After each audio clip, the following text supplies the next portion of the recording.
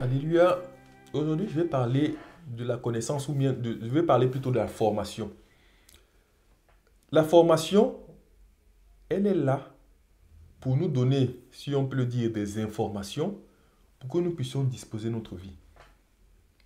Beaucoup pensent se connaître, mais à cause de leur manque de connaissances, leur couple se divise.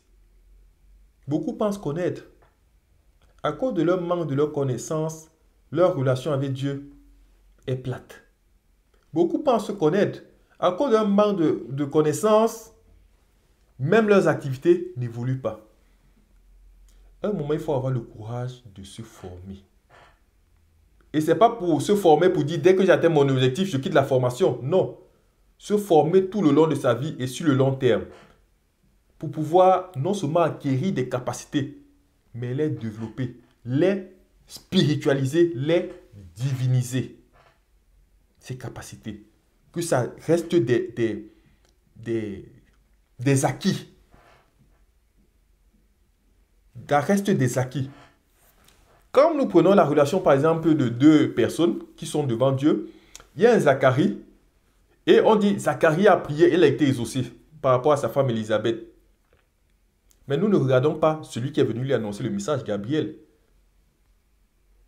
Gabriel dit, je me tiens devant Dieu. Ma position, elle est ferme. Je me tiens devant Dieu. Et nous allons dire, Gabriel est un ange. Mais je vais vous annoncer quelque chose. Daniel se tient devant Dieu. Et Daniel sur terre se tenait devant Dieu. Moïse se tenait devant Dieu. Élie se tenait devant Dieu. C'est à notre portée. C'était des colonnes de Dieu pour leur temps, pour leur génération, et même pour le monde pour certains. Sachons-nous tenir devant Dieu. Sachons-nous tenir devant notre Seigneur. Parce que c'est à cela que nous avons été appelés. Dans cette relation durable avec Dieu. Dans cet instant de tous les jours. Cette fréquentation de tous les jours. Nous tenir devant notre Seigneur. C'est pour cela que ne perdons plus de temps. Il faut savoir se révolter contre sa situation. Il faut savoir chercher le véritable épanouissement. Par la formation. Se former, se former, se former.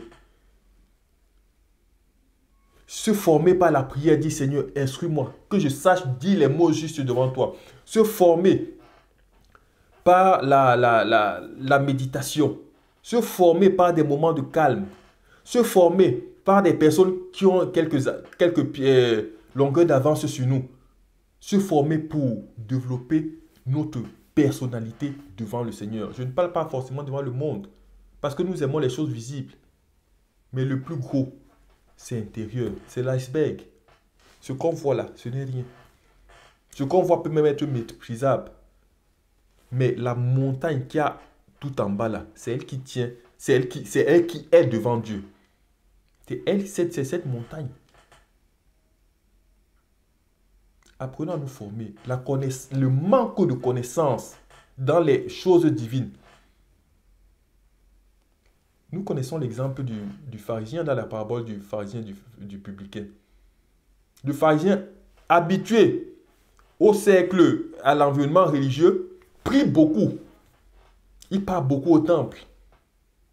Mais le Seigneur nous révèle ce type de prière.